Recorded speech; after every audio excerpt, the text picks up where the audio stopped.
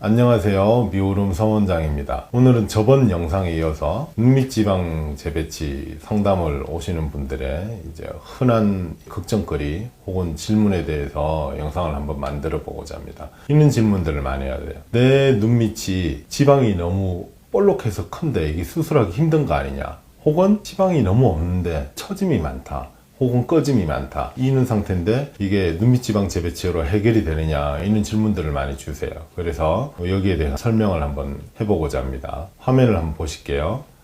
화면을 한번 보시면 먼저 이제 우리가 알아야 될 것이 저번 영상에도 제가 말씀을 드렸는데 이 눈밑지방 재배치가 가장 적합한 사람들은 처짐이 없어야 돼요. 지방은 물에 비유해서 말씀을 드렸고 피부하고 근육 조직이 이제 바로 댐이라고 말씀을 드렸는데 이 댐은 튼튼한데 물이 과다하거나 아니면은 물이 한쪽에 몰려있는 형태, 이 형태를 이제 해결을 해주기 위해서 눈밑지방 재배치라는 걸 이제 시행하게 되는데 전제는 처짐이 없을수록 유리하다. 이건 무슨 말이냐면 말 그대로 물 수술하는 거거든요. 중간층에 있는 지방 수술을 해서 지방이 결국 물에 해당되기 때문에 지방 재배치라는 건 결국 요만큼에 있는 이 공간에 있는 물, 지방을 이만한 공간에 퍼뜨려 주자는 이제 행위이기 때문에 다시 말해서 방이 커지는 거예요. 방이 커져서 여기는 이 공간은 볼록 나온 부위는 내려가고 꺼진 부위는 올라가라, 이런 목적으로 하는 수술이기 때문에 처짐을 해결을 해주지 못합니다. 그래서 처짐이란 거는 결국 이제 댐이 무너졌다고 제가 말씀드렸죠. 댐이 무너진 행위라서 댐을 복원을 해주려면은 피부로 들어가서 이제 다시 댐을 복원을 해야 된다, 이렇게 말씀을 드렸고요. 오늘 이제 말씀드릴 이야기는 자, 지방 재배치의 전제 요건이 됐어요. 그러니까 처짐이 많지 않다는 거죠. 처짐이 많지 않아서 물 공사만 해줘도 될 것 같다. 이런 형태에서 지방이 과연 큰 게 유리하냐 작은 게 유리하냐는 건데 그냥 이게 답은 큰 게 유리해요. 큰 게. 크면은 이 넓은 방에다가 깔아주고 남으면 버리면 돼요. 근데 모자라는 형태가 문제라는 거죠. 되도록이면 이 눈 지방을 제가 쓰는 게 좋다 그랬죠. 근데 몸의 다른 부위에서 끌어오는 것은 눈밑 지방하고는 성질이 틀린 지방이기 때문에 향후까지 꾸준히 유지가 될지가 불투명하다. 그래서 되도록이면 이걸로 해줘야 되는데 이 재료가 부족해요. 요리사가 재료가 없으면은 요리를 못하듯이 의사도 눈밑 지방이 풍부하지 않으면 오히려 수술하기가 불리한 거죠. 그래서 그는 정말 없는 경우는 끌어서 와서 써야 돼요.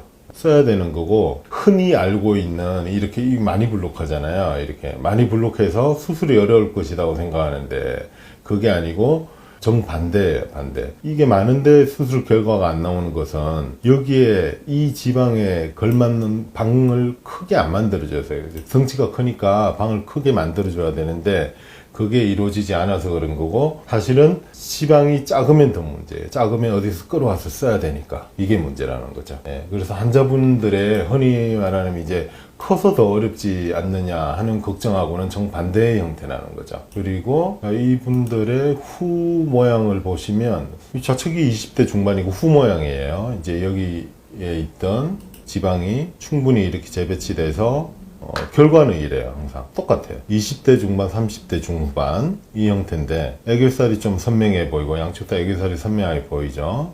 밑에 두껍게 깔고 있던 지방이 없어짐으로 해서 애교살이 선명하게 보이고, 이 밑에 있었던, 화면을 돌려보시면 요 밑에 이 그림자 같은 게 있었을 거예요. 여기 이 그림자, 지방 밑에 깔려있는 그림자가 없어지는 것이고, 이 피부색 있죠. 이 본연의 피부색이 여기 까만 거 남아있죠. 피부색이 변하지는 않아요. 수술의 목적은 결국은 애교살이 선명해 보이고 이거 평탄해짐으로 해서 그림자가 없어 보이고, 이 그림자가 없어지니까 마치 피부 색깔이 좋아진 것처럼 보이는 것이고, 이 피부색, 본연의 색은 변하지가 않습니다. 양측의 차이에 이제 우리가 더 눈여겨볼 필요가 있는데 뭐냐면 20대에 한 수술은 애교살이 이렇게 처지지 않고 매달려 있는 것이고, 30대 중후반만 되더라도 벌써 여기 외안각 뼈에서 애교살이 처져 있어 가지고 이런 형태를 띈다는 거죠. 20대의 형태하고는 조금 틀리게 되죠. 그래서 여기서 알 수 있는 것은 결국 지방 수술을 해가지고는 댐에 해당하는 처짐을 해결하지는 못한다, 있는 이야기입니다. 그리고 이런 질문들을 많이 하세요. 이게 내 눈밑이 지방이 있고 눈밑이 이렇게 나이가 들어 보이고 좀 표정이 어두운데 이것을 어떻게 하면 최대한 좋게 할 수 있느냐, 이런 말씀들 많이 물어보시거든요. 근데 보면 결국은 좌측 사진처럼 이게 구현이 돼야 돼. 무슨 말이냐면 요 부위가 이제 애교살이 되겠고요. 요 부위가 젊은 형태의 눈 밑이 요 부위가 애교살이 되겠고 요 부위가 악광대 중안면이라고 하죠, 흔히. 그리고 여기가 팔자주름 위에 팔자주름 위에 살인데 이 형태가 애교살이 볼록하게 있고 이렇게 곡선으로 이렇게 나와야 돼요. 윗볼록 되게 윗볼록. 이 중안면 부위가 아랫볼록이 돼 있고 그런데 수술하기 전에 보면은 보통 역으로 돼 있죠. 애교살이 뚜렷한 게 아니고 여기가 지방이 볼록 나와 있고 이 중안면 부위가 좀 꺼져 있는 형태들 그리고 팔자주름 위에 살이 두툼해 가지고 지방과 팔자주름 형태가 돋보이는 형태 이제 눈밑을 갖고 계신 분들이 상당히 많아요. 저번 팔자주름이 올바른 해석이라는 영상에서도 제가 이제 설명을 드렸었는데 결국은 지방이 이 위치에 있게 되잖아요. 지방이 얘가 나왔다는 거는 악광대 부위 이 부위가 꺼졌다는 말하고 동의어예요. 상대적인 개념이거든요. 여기가 나왔다, 여기가 꺼졌다, 혹은 여기가 꺼졌다는 말은 여기가 나왔다는 이야기하고 똑같죠. 그래서 이 형태가 이렇게 곡선이 이렇게 들어가야 돼요. 이렇게 팔자주름이 없어지려도 마찬가지고요. 그래서 우측 화면에서 보시듯이 이렇게 볼록거려야 된다는 거죠. 근데 노화가 되거나 악광대가 형태가 너무 없으면 이렇게 안으로 볼록한 형태를 취하게 돼요. 이 노화가 되면서 바깥으로 볼록했던 이 눈밑과 이 광대 이행 부위가 이 형태로 된다는 거죠. 결국은 이 형태가 원래대로 돌아가기 위해서는 좌측 같은 형태를 다시 거상을 하거나 만들어 줘야 된다.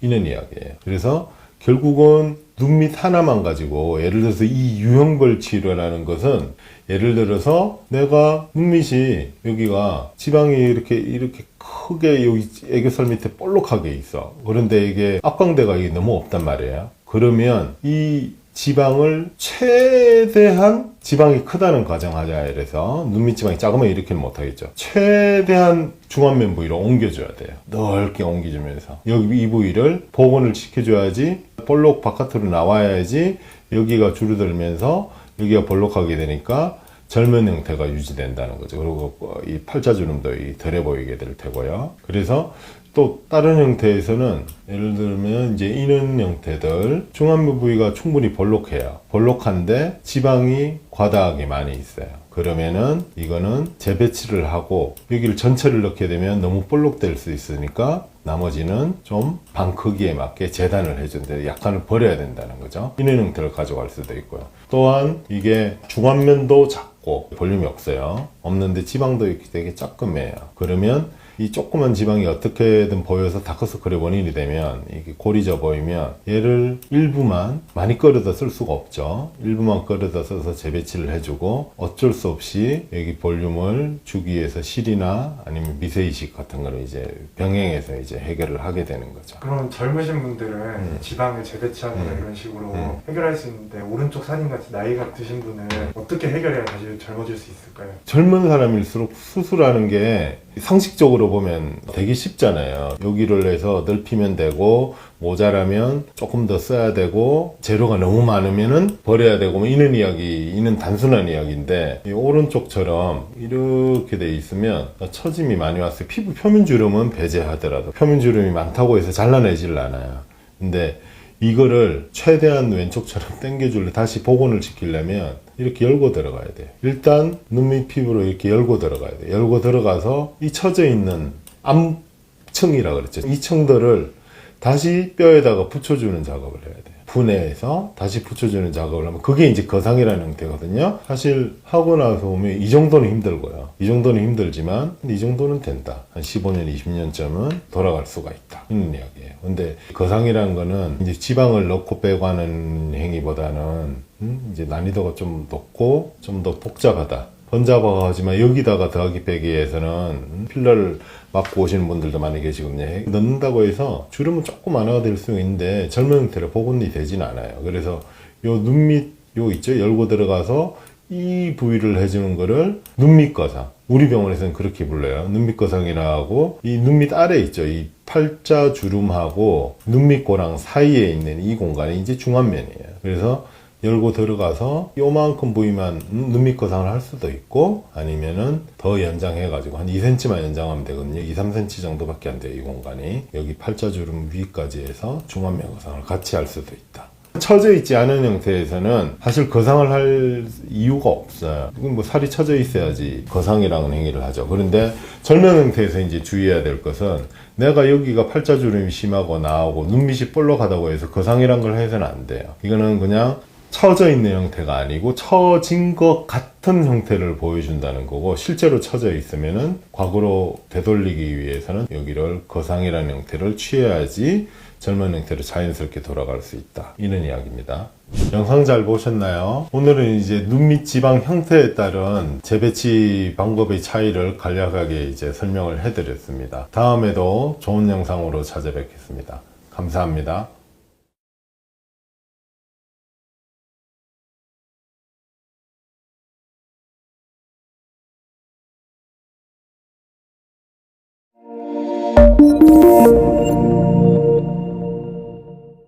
안녕하세요. 미오름 서원장입니다. 오늘은 이 눈밑 수술에 대해서 다시 한번 이제 영상을 한번 찍어보고자 하는데요. 이 눈밑 수술의 종류는 눈밑 지방 재배치라는 수술하고, 흔히들 이제 하안검이라고 이야기하시는 피부로 들어가는 이제 수술 방법이 있어요. 이 두 가지가 있는데, 나한테 맞는 유형이 어떤 것인지 이제 선택을 못 하시는 경우가 많더라고요. 그래서 여기에 대해서 어떤 선택을 해야지 내가 좋은 결과를 얻을 수 있는지에 대한 이야기하고, 또 흔히 이제 눈 밑을 열어서 피부를 열어서 수술하겠다 그러면은 이제 환자분들이 이런 말씀을 많이 하세요, 저한테. 원장님, 그거 하안검 수술 아닌가요? 하안검 수술하면은 눈이 막 뒤집어지고 눈이 막 무섭게 되던데요, 이런 이야기를 많이 하세요. 그래서 그것을 안검 외반이라고 그러죠. 그 중에서 아래쪽이니까 하안검 외반이라고 하는데, 이 하안검 외반이 왜 일어나고 안 일어나게 하려면 어떤 방법을 쓰면 되는지, 혹은 일어났을 때 치료법은 어떤 것이 있는지에 대한 이제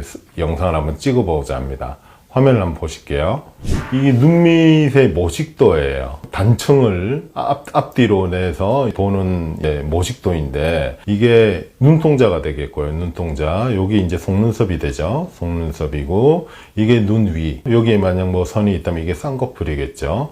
그리고 이 눈 밑이 되는데, 이거를 좀 더 세세하게 들여다보는 모식도가 이 형태예요. 그러니까 오늘은 이제 눈밑 이야기를 하기로 했으니까 이 형태인데, 이걸 크게 우리가 어떻게 나누느냐 하면, 이 눈동자 있죠. 눈동자하고 이 속눈썹하고 이렇게 피부가 덮고 있잖아요. 층이 세 가지로 나눠요. 이 층을 크게 세 가지로 분류해요. 요 피부하고 이 근육들, 이거를 위층, 중간층, 밑층이라고 명칭을 제가 이제 편의상 붙여서 할게요. 그런데 문제가 위층의 문제냐, 아니면 이 지방이 들어있는 이 중간층 하고 밑층, 아래쪽들의 문제냐에 따라서 수술법이 틀려져야 된다는 거예요. 이게 무슨 이야기냐면, 저번에 말씀드린 거하고 좀 이제 일맥상통하는 이야기인데, 이게 어떻게 보셔야 되냐면, 지방 덩어리들 있죠? 왼쪽 화면에서 보면 여기에 존재할 건데, 이 지방 덩어리는 물이라고 생각하시면 돼요. 그러면 앞쪽은 무슨 역할을 하느냐?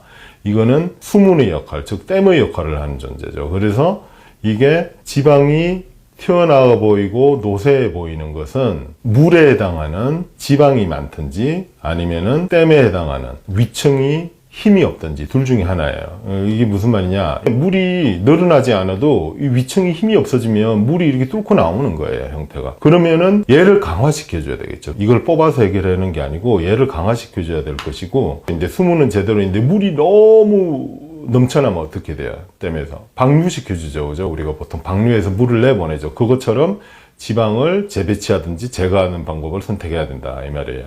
그런데 이 중간층이 과다한 경우는 그러면 언제 일어나느냐? 젊은 사람한테서 많이 일어나요. 젊은 층. 나이가 든 형태에서는 댐에 해당하는 위층이 이제 허물어져 있다는 거죠. 그래서 얘를 복구해 줘야 된다, 이런 이야기였어요. 그리고 한 가지 더 말씀을 드리면, 댐의 힘보다 물이 많은 채로 존재하게 되면 결국은 댐이 영향을 받아서 댐이 빨리 무너질 것이다. 그래서 젊은 나이에 지방을 조절해주는 수술을 하게 되면, 그래서 노화가 늦게 오는 거예요. 되게 심플하게 생각하면요. 아까 모식도를 보고 설명을 한 거를 실물을 보고 이제 이야기를 해드리면, 이 형태가 이제 20대 형태예요. 여기가 50이 넘은 50에서 60대 형태. 이렇게 틀리다는 거죠. 이게 무슨 말이냐 하면 이거는 아까 우리가 저 속에 있는 중간층 물이 많이 나온 거고요. 물이 많이 나온 거고 지방 재배치라는 건 댐이 안에 공간이 너무 작아. 그래서 공간을 넓혀주자 해서 이렇게 넓혀주는 형태예요. 제거를 하지 않고. 그래서 얻는 건 뭐냐? 이 부위는 낮아지고 이 부위가 올라가게 되죠. 그래서 저절로 맞게 된다는 원리가 지방 재배치의 원리인 거고요. 이 형태에서는 이 형태하고 비슷해 보이거든요. 주름이 좀 더 있는 형태고 여기가 볼록 나오고 이 부위가 좀 꺼져 보이는 것 같고 형태를 보면 이렇게 보인다는 거죠. 그런데 얘는 가장 큰 원인이 지금 여기 앞쪽에 댐이 문제인 거예요. 댐이. 눈에는 뭐가 나오고 들어가 보이는데 댐이 문제이기 때문에 댐을 수리를 해줘야 돼요. 댐을 수리를 안 해주고 젊은 애 형태처럼 이 지방 조절을 아무리 해줘봤자 이게 허물어진 댐이 복구가 안 돼요. 댐이 허물어졌다는 가장 큰 증상은 댐의 가장 위쪽에 있는 이 부위, 이 흔히 애교살이라고 이야기하거든요. 이쪽이 이게 힘을 잃어가지고 이렇게 안 보이게 돼요. 결국은 이기에 대한 수술은 지방이 과다하면 지방을 수술해준 지방 재배치를 하든지 안쪽에 지방에 대한 수술을 해줘야 되지만 가장 큰 목적은 이쪽으로 열고 들어가서 해야 되거든요. 피부로 열고 들어가서 해야 되는 목적은 허물어진 댐을 다시 이 뼈에다가 외양각 뼈에다 고정해주기 위한 거예요. 그래야지 이게 물들이 흘러내리지 않게 댐이 기능을 잘 하게 되는 형태가 되겠죠. 그래서 댐을 만들어준 결과물로 애교살이 잘 보이게 돼요. 이 형태를 이제 수술을 하게 되면. 그런데 아까 하나 더 설명을 더 해드리겠다고 하는데 이 수술을 되게 무서워하세요. 왜 무서워하느냐? 대표적인 게 두 가지가 있거든요. 하나는 이거 안검 외반될까봐 무서워하시고 그 다음에 무서워 보일까봐 얘 애교살이 잘리는 형태로 이렇게 싹둑 자른다던데 무서운 형태로 될까 무서워하는데 그게 이제 부작용 중에 피부를 자르거나 아니면 조작을 좀 잘못하게 되면 피부로 열고 들어가는 수술을 하면 안검 외반이라는 게 있어요. 그래서 여기에 대해서 좀 자세히 한번 알아볼게요. 왼쪽에 보시는 게 이게 안검 외반 혹은 내반에 대한 이야기인데 이게 무슨 이야기냐면은 이 눈댐 있죠. 댐이 눈동자에 이렇게 탁 밀착되어 있어야 되는데 바깥으로 떨어지는 행위를 안검 외반이라고 그래요. 이게 반대가 안검 내반. 안검 내반이 되면 이제 눈썹이 이 눈동자를 찌르게 되죠.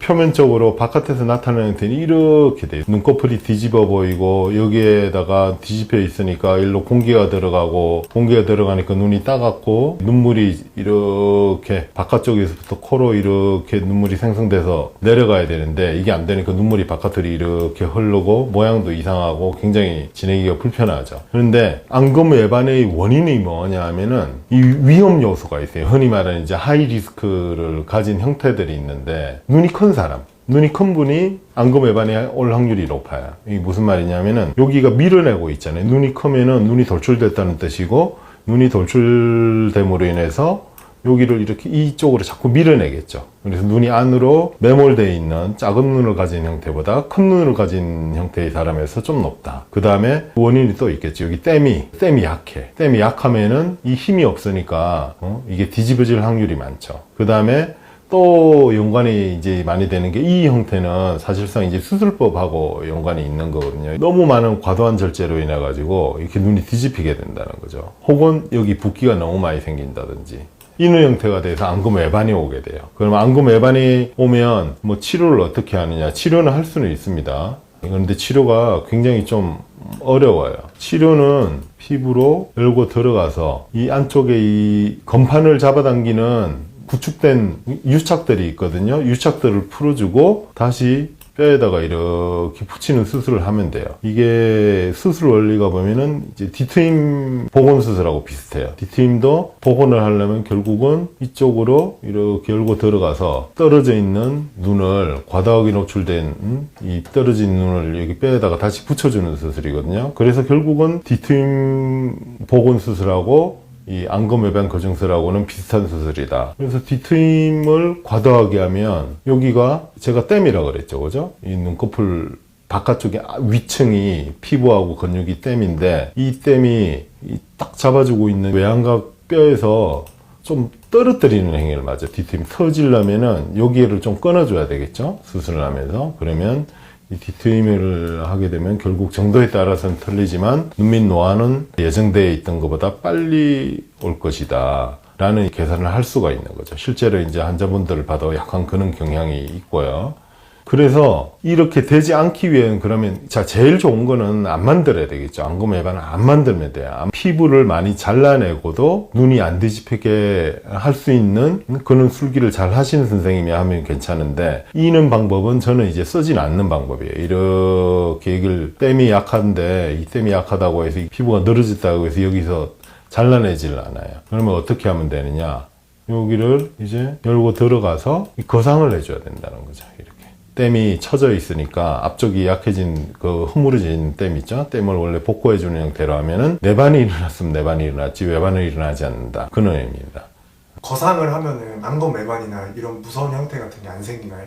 좌측이지 수술 전이고요. 이쪽으로 들어가야 되겠죠. 자, 이게 형태가 보니까 댐 부분을 역하는 압청이 이게 허물어져 있구나. 그래서 이쪽으로 피부 절개를 통해서 들어가서 접근을 했고, 여기다가 다시 댐을 다 복원시켜 놨겠죠. 그 결과물로 여기 보면 확연한 차이가 있죠. 요 형태가 뭐죠? 애교살이라고 그러죠. 애교살.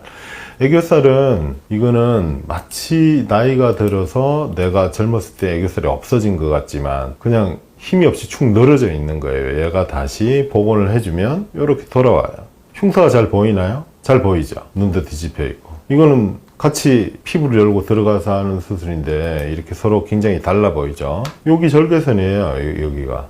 근데 흉터가 이거는 봉합을 잘 해야 되겠죠. 봉합을 잘 해서 복원을 잘 해야지 흉터가 안 보이는 문제가 될 것이고, 이게 무서워 보이나요? 요 좌측눈이 참 무서워 보인다고 가정을 하면 이 눈이 무서워 보이나요? 어때요? 안 무서워 보이죠? 그냥 젊을 때로 복원된 거예요. 그러니까 이게 수술하기 전이 이제 무서워 보인다기보다는 나이가 들면 애교살이 소실되면서 무뚝뚝해 보여요. 이렇게 무뚝뚝해 보여요. 아무 표정이 없는 것처럼. 이게 지금 웃고 있는 게 아니거든요. 이게 가만히 있어도 이제 애교살이 보이는 거죠. 수술을 이제 거상을 하는 형태로 하면 이 형태로 나올 것이고, 잘라내는 것도 잘 잘라내면 되는데 이게 조금만 잘못 자르면은 이 형태로 나오는 것이고, 제가 옛날에 자른 것도 한번 보여드릴게요. 옛날에 저도 이 형태의 수술을 했었어요. 제가 옛날 수술 방법대로 했던 이제 형태인데, 보시면 옛날에도 좀 잘 안 보였던 것 같아요. 저는 여기다 열고 이제 수술을 한 거고요. 눈 위하고 아래하고, 여기도 이제 고식정이 상안검 수술을 이렇게 잘라내는 수술을 했겠죠. 눈 밑을 자세히 들여다보면 흉터는 어떻게 막을 수는 있는데, 제가 이 수술을 안 하기 시작한 거는 이게 옛날 형태로 복원이 안 돼요. 눈을 아무리 이렇게 잘 잘라내고 봉합을 아무리 잘해도 있는 형태로 복원이 안 돼요. 복원이. 댐이 복원이 안 되고, 결국 댐이 복원이 잘 됐다는 게 이제 애교살이 보여야 되는데 이게 복원이 안 되는 형태이기 때문에 이제 더 이상 이 좌측의 방법대로 수술하고 있지 않아요. 이게 조금 무뚝뚝해 보이죠. 수술이 잘 돼도. 그래서 수술이 좀 미스가 있었어. 그러면 이렇게 안검외반이 올 것이고, 그죠? 답변이 되셨나요? 이해가 잘 되셨나요? 영상 잘 보셨나요? 오늘은 눈밑 형태 혹은 나이에 따라서 수술 방법이 틀려야 되는 이유하고, 안검외반은 무엇이고 치료는 어떤 방법을 써야 되는지에 대해서 한번 알아봤습니다. 다음에도 좋은 영상으로 찾아뵙겠습니다. 이상으로 미오름 서원장이었습니다. 감사합니다.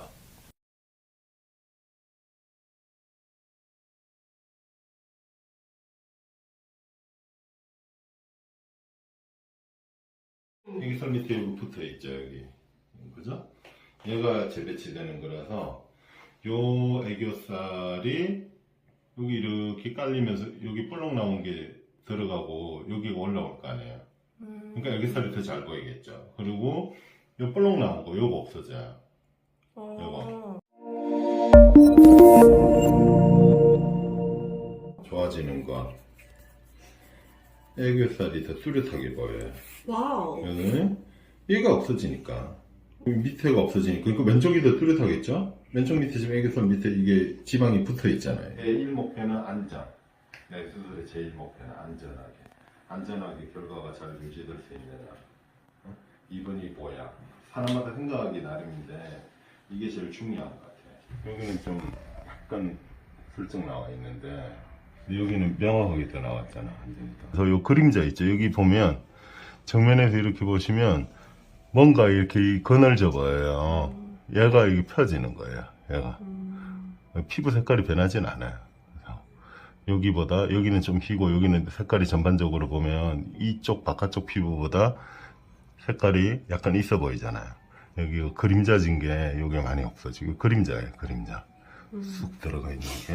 지금 하는 기준은 애교살이 명확하게 안 보이고 여기 밑에 선 보이고 이런 것 때문에 하는 건데, 사실은 얘가 제가 하는 방법은 재배치를 수술이 안전하기 때문에 하는 거예요. 재배치는 눈지방 가지고만 넓게 깔아주는 거니까 그냥. 그게 이제 수술의 기술이기 때문에 여기서 웬만하면 지방 이식 같은 걸 안 하는 거예요. 뽑아서 하지 않는군요. 뽑아서 하는 거는 왜 문제냐면은 뽑아서 할 때도 있어요. 어쩔 수 없을 경우에. 얘는 미용 수술이라서 모양이 우선시되기 때문에 필요하면 해야 되는데 왜 우선시 안 하느냐면 시간이 지나면 여기서 뽑아가잖아요. 여기서 네. 배나 뭐 허벅지 이런 데서 보통 뽑아서 지방 이식하면 이렇게 뽑아서 올리잖아요. 여기에 들어가 있는 지방은 배나 허벅지, 그러니까 원발 부위, 원래 온 부위를 그대로 따라가요. 그럼 예를 들어서 나중에 시집 가셔가지고 임신을 했어. 그럼 얘도 올라와요. 빠지면 같이 빠지고.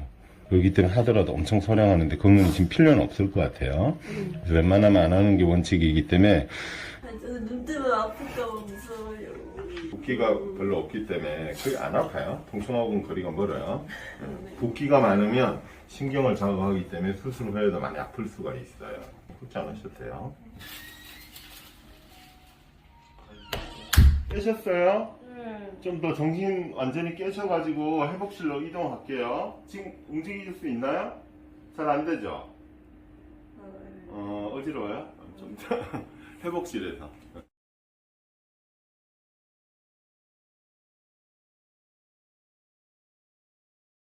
지금 수술한 지 2일차입니다. 어제는 제가 마취가 잘 받아서 잠들어 버려가지고 당일날을 못 찍고 오늘 찍어요. 이렇게 보시면 눈가가 깨끗해 보여요. 멍이 좀 났지만 아프지는 않아요. 근데 이쪽은 이렇게 실밥이 있고요. 약간 붓기가 조금 있는 편이지만 붓기가 빨리 빠질 수 있도록 냉찜질을 하도록 하겠습니다. 그래도 약간 눈가가 볼록 튀어나왔던 게 없는 기분? 그 느낌이 확실히 들어요. 고통이 있을까봐 저도 너무 무서웠는데 고통은 필러 맞는 정도의 고통? 정도인 것 같아요. 그렇게 별로 아프지는 않아요. 어차피 자다가 깨면은 다 돼 있기 때문에 아프지는 않습니다. 네, 지금 4일차입니다. 붓기가 많이 빠졌죠. 거의 이제 노란막만 생겼고 눈가에 붓기는 거의 없는 것 같아요. 의사 선생님께서 붓기가 많이 안 생기는 게 기술이라고 했는데 진짜로 붓기가 생각보다 많지 않아요. 제가 라면 먹고 많이 잤었거든요. 좀 짠 거, 매운 거 먹는 거 좋아해서 그렇게 먹고 잤는데도 생각보다 붓기가 많지 않습니다. 제가 이 얼굴로 출근을 했거든요. 근데 사람들이 마스크를 가릴 수 있어서 아무도 모르더라고요. 그냥 생얼로 일을 한 줄 알아 했어요. 저는 지금 엄청 설레입니다. 빨리 붓기가 빠졌으면 좋겠어요. 근데 확실히 눈가가 이게 좀 평평해진 느낌? 그런 느낌이 확실히 들어요. 네, 지금 7일차입니다. 실밥을 풀어자마자 갑자기 붓기가 빠지더라고요. 붓기가 빠지면서 부었다? 라는 느낌은 없고 이렇게 노란목만 이렇게 들었어요. 짜자잔! 지금은 지방 재배치를 한 지 4주차가 되었습니다. 이렇게 가까이 보여드릴게요. 어때요? 여기 완전 애교살 이렇게 또렷해 보이지 않아요? 여기 칙칙했던 거 깨끗해 보이는 거 느껴지죠? 너무 신기해요. 제가 지방 재배치를 하고 난 후에 눈 밑에 원래는 제가 컨실러를 꼭 했어야 됐거든요. 밝아 보이면서 약간 칙칙해 보이는 게 없어지려고. 근데 지금은 여기 컨실러 안 하게 됐어요. 얼굴이 뭔가 팽팽해지면서 화사해진 느낌도 나고 눈가에 주름이 약간 있었는데 그게 없어진 느낌? 그리고 다들 너무 어려 보인대요. 제가 다크서클에 대해서 좀 민감한 편인데 다크서클 그림자 때문에 원래는 앞머리를 까고 다녔거든요. 근데 요즘은 앞머리도 내리고 다닙니다. 그림자가 없어졌어요. 원래 좀 패이는 느낌 때문에 그림자가 젖었었단 말이에요, 여기가. 근데 그게 팽팽해지면서 그림자가 안 져요, 여기. 엄청 신기해요. 그러면서 애교살도 또렷해 보여요. 완전 기대 이상이어서 깜짝 놀랐습니다. 제 친구들은 이제 필러를 한 친구도 있거든요, 눈 밑에. 근데 필러를 했을 때 시간이 지나면서 약간 울퉁불퉁해진다는 말을 많이 들었었어요. 아, 이것도 울퉁불퉁해지면 어떡하지? 했는데 다행히 너무 전문가이셔가지고 눈 밑이 울퉁불퉁하지 않게 잘 됐습니다. 결과 이상으로 너무 예뻐져서 행복합니다. 미오름 서 원장님 너무 감사합니다.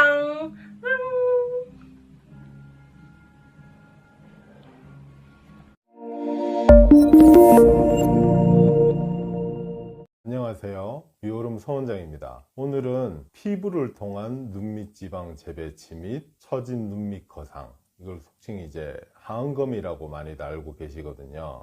제가 그 전에 결막을 통한 눈밑 지방 재배치는 이제 리얼 영상들을 몇 번 올려드린 적이 있어요. 그런데 이 하안검 수술, 흔히 말하는 이제 하안검 수술 쪽은 올리기가 제가 되게 꺼려했어요. 왜 그러냐면은 이제 유튜브 알고리즘상 이제 바깥쪽에 절개 피부를 통해서 거상을 해야 되고 붓기가 있고 그러니까 이게 혐오스럽다고 해서 이 영상이 업로드가 안 될 수 있기 때문에 그동안 안 했었는데 우연히 진료를 보다가 유튜버 한 분이 이제 찾아오셨어요. 이분이 이제 헤이맨이라고 자동차 관련 유튜버신데 저보다 구독자도 훨씬 많으시고 이제 남자분이세요. 그래서 제가 이제 간략하게 말씀을 드리면 두 가지를 제안을 드렸어요.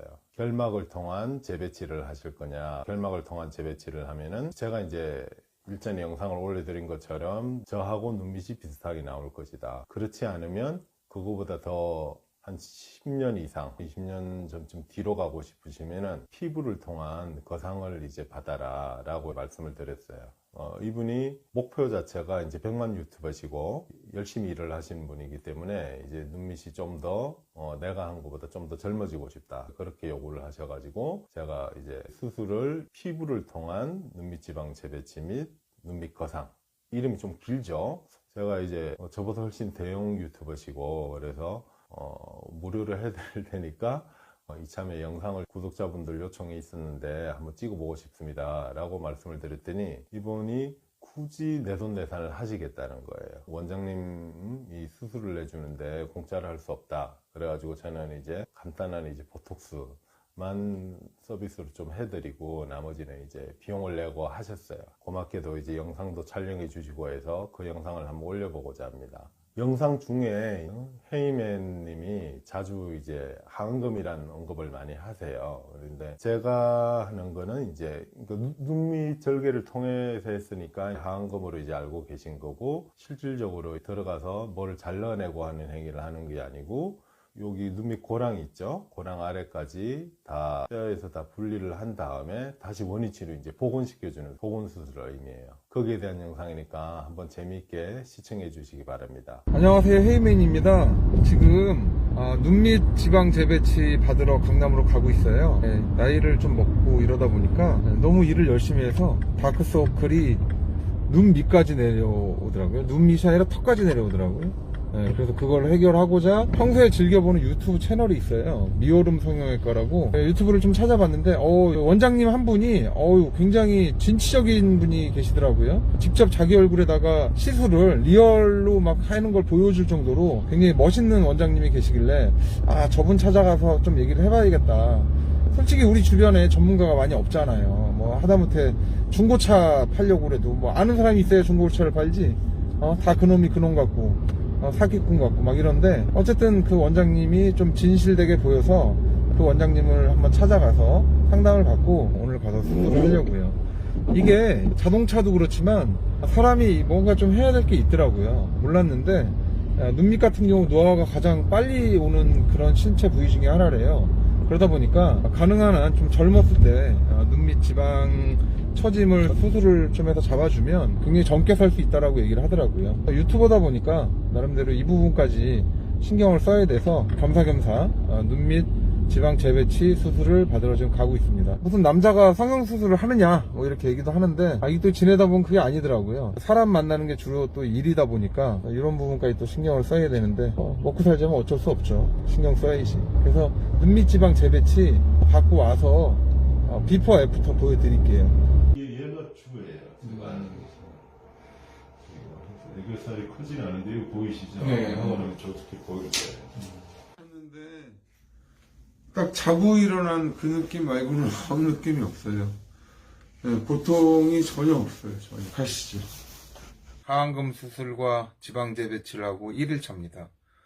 보시다시피 눈밑이 약간 부었고요. 전체적으로 이렇게 부은 건 아니고 의사 선생님이 팔자주름도 없어졌어요. 팔자주름 있었는데 없어졌고 눈은 이렇게 붙여놨어요. 양쪽을 붙여놔가지고 더 이상 눈이 이렇게 뒤집어진대나 안 되게끔 했는데 중요한 건 하나도 안 아파요. 수술 들어갈 때도 안 아팠고 수면 마취하니까 그냥 자고 일어나 보니까 수술 돼 있었고 그리고 하루 지나서도 뭐 전혀 안 아팠고 하루 차 되니까 약간 얼굴이 무겁긴 한데 찜질 잘하고 있어서 뭐 큰 문제는 없네요. 오늘은 하안검 수술 4일째 되는 날입니다. 붓기는 많이 빠진 것 같은데 아직까지도 붓기가 많이 남아있어요. 6일, 7일 한째 되는 날 성형외과에 가서 양쪽 실밥을 전부 다 제거를 하게 되죠. 하안검이랑 눈밑 지방 재배치하기 전에는 제가 유튜브 방송에 봤을 때 한 일주일 정도면 직장생활 가능하다라고 하는데요. 지금 4일째 되는 날 이렇게 봤더니 5일에서 일주일 정도 되면 괜찮을 것 같아요.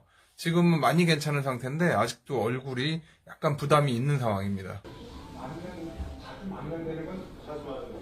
안녕하세요. 오늘은 하안검 수술 11차입니다. 11차. 이제 거의 이쪽 붓기는 많이 가라앉아 있고요. 양쪽은 아직도 얼얼하고 내 살이 아닌 것 같은 약간 그런 느낌이 들 정도로 약간 그런 감각은 있어요. 이렇게 누르면 요 부분, 요만큼 요 부분은 지금도 얼얼합니다. 여기도 마찬가지고요.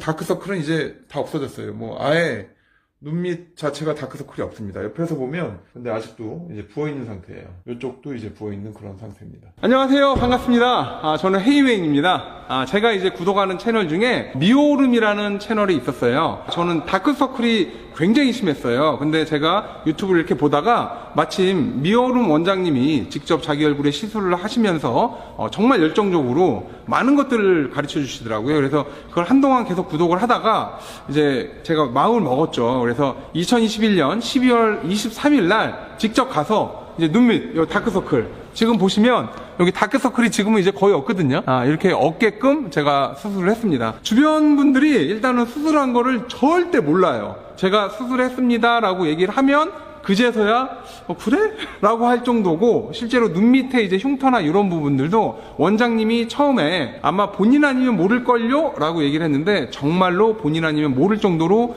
수술이 굉장히 잘 됐습니다. 뭐 제가 협찬을 받거나 뭐 어떤 뭐 혜택을 받은 건 전혀 없습니다. 그냥 저는 그냥 제가 좋아하는 유튜버로서 미오름 원장님 믿고 제가 수술을 했고요. 결과가 너무 좋습니다. 정말 10년은 젊어 보인다라고 얘기를 해요. 제가 올해 나이가 이제 50살이거든요. 근데 어디 가면 지금도 40 초반으로 볼 정도로 한 10년 정도를 제가 이득을 봤죠. 여러분도 혹시 가능하시면 눈 밑에 다크서클이 너무 심해서 본의 아니게 어디 갈 때마다 야, 뭐 밤샜어? 이런 얘기. 저는 그 전에 밤샜냐는 얘기를 정말 많이 들었어요. 그래서 과감하게 수술을 결정을 했고 실제로 한 달 정도까지는 좀 고생을 했고요. 지금 제가 4개월 정도 됐거든요. 이제 거의 괜찮아요. 가끔가다 이렇게 약간 뭐 느껴지긴 하는데 요것도 한 6개월 넘어가면 이제 전혀 없어진다라고 얘기를 하더라고요. 미오름 원장님 정말 감사합니다. 후기 영상 잘 보셨나요? 영상 속에서 이제 헤이맨님이 하안검이란 말을 몇 번 언급을 하실 거예요. 그런데 많이들 물어보세요. 저한테 이제 피부로 열고 들어가니까 원장님 수술도 애교살이 싹둑 잘리는 무서워지는 형태의 하안검 수술의 하나가 아니냐 이제 이렇게 물어보시는데 제가 이제 이 상담 오시는 많은 분들에게 이제 드리는 말씀은 결국은 피부를 열고 들어간다. 결막을 열고 들어간다 라는 말은 공사장의 입구일 뿐이에요. 공사 내용이 피부를 자르고 무슨 지방을 잘라내고 이런 수술을 저는 안 한다고 했죠. 공사 내용 자체가 저는 피부를 열고 들어가서 처져 있는 조직을 원래 위치다가 복원시켜주는 수술을 한다. 그렇게 이제 생각해서 눈 밑에 수술을 결막을 통하든지 피부를 통하든지 수술을 받으실 예정이 있으신 분들은 시술의한테 내 후의 눈 모양이 어떻게 되냐라고 눈 모양에 대한 이제 계약을 하고 들어가셔야 돼요. 근데 사실 이제 많이들 불안해 하시니까 결막을 통해서 해달라, 막 피부를 통해서 해달라 그러는데 사실 모양에 대한 계약을 하고 거기에 맞는 모양이 나와야 되는 게 이제 옳은 형태의 계약이고 현명한 이제 선택법이죠. 거기에 대해서 공시화되고 거기에 대해서 내가 요금을 주고 서비스를 받는 거기 때문에 그 형태의 결과가 나와야 됩니다. 그리고 영상을 빌려서 헤이맨님이 영양제도 많이 챙겨주시고 제 건강도 많이 챙겨주셨는데 찾아주셔서 감사하다고 말씀드리고 싶고요. 꼭 100만 유튜버가 되시기를 기원해 드립니다. 이상으로 미오롬 서원장이었습니다. 감사합니다.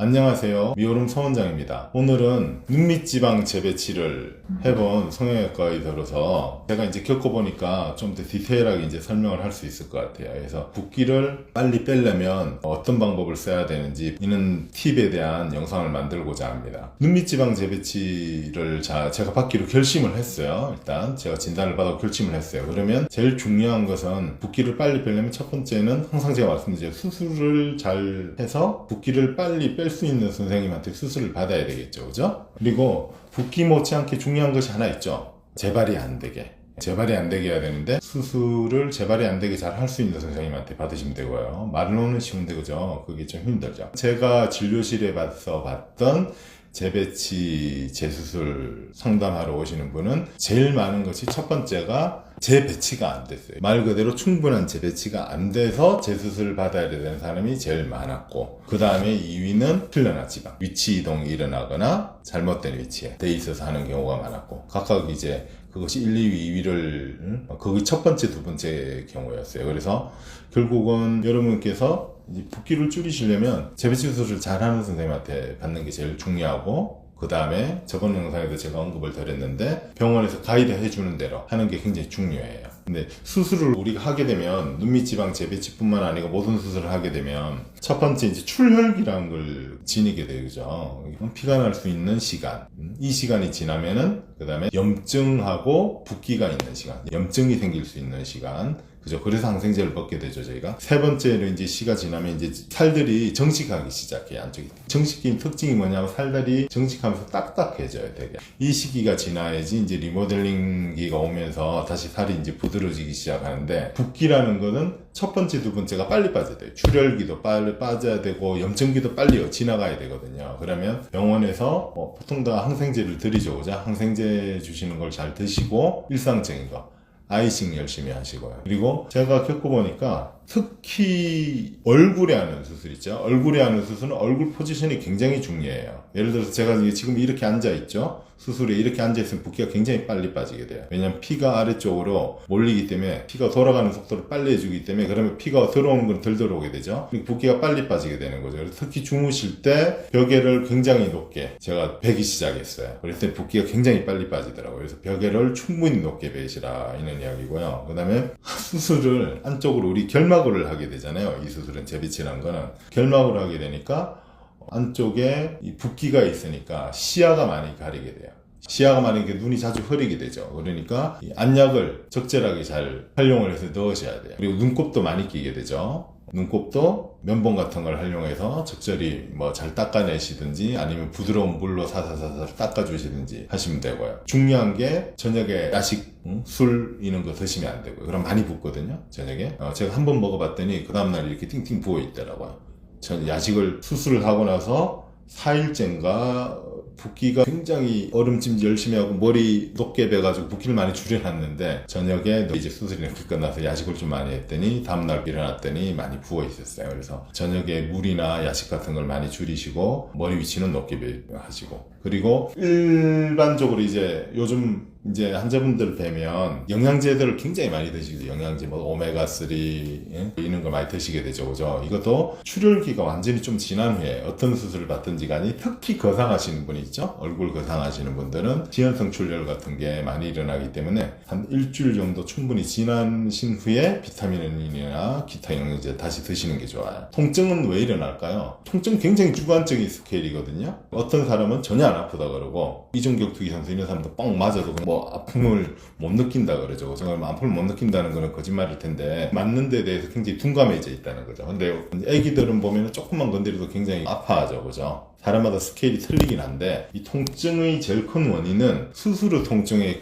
가장 큰 원인은 붓기예요. 붓기가 감각신경을 자극해서 통증으로 시그널이 전달되는 거기 때문에 붓기를 빨리 줄이셔야 되거든요. 그래서 붓기 열심히 줄이셔야 되고, 그래도 내가 조절이 안 돼. 그러면은 타이레놀 드시면 됩니다. 왜냐하면은 소위 말하는 소염제들은 출혈 경향을 일으킬 수 있어요. 그 약들 자체가. 이 타이레놀만 거기서 안전하고 뭐 위장장애도 전혀 없기 때문에 통증만 조절해주는 약이거든요.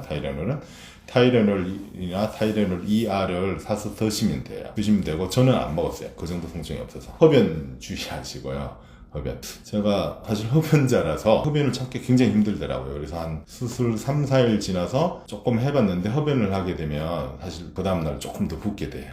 흡연이란 게 기타 유해물질도 많고, 담배에 보면 니코틴이 들었잖아요. 니코틴이 들었기 때문에 니코틴은 혈관을 수축시키거든요. 혈관을 수축시키면 어떤 결과냐면은 혈관 수축 작용이 굉장히 강하기 때문에, 그래서 심장병 있는 사람 담배 끊으라 그러죠. 알고 있나요? 상식적으로 다 아실 텐데, 심장병 있는 사람들은 심장이 안 좋으면은 담배를 꼭 끊게 되죠. 이게 혈관 수축 작용이 굉장히 강해요, 담배가. 그렇기 때문에 혈관이 수축되면은 살들이 새로 자라오질 못하죠. 그죠? 더군다나 이 수술 부위는 이렇게 피부나 저처럼 결막을 열어서 수술을 받은 부위잖아요. 그러면 그 부위가 심하면 혈액이 도달하지 않기 때문에 조그만 괴사가 일어날 수가 있어요. 담배는 그런 의미에서 금연을 하는 것이 중요한데, 모든 수술을 하시고 나서 실밥 뽑을 때까지는 굉장히 중요해요. 흉터에도 영향을 많이 미치거든요. 담배 피신 분은 그 특유의 남는 모양 자체가 있어요. 담배로 인한 상처의 모양이 나타날 정도예요. 술보다 훨씬 해로운 게 흡연이기 때문에 흡연 자제하시고, 그 정도가 되겠어요. 이상으로 제가 눈밑 지방 재배치를 해보고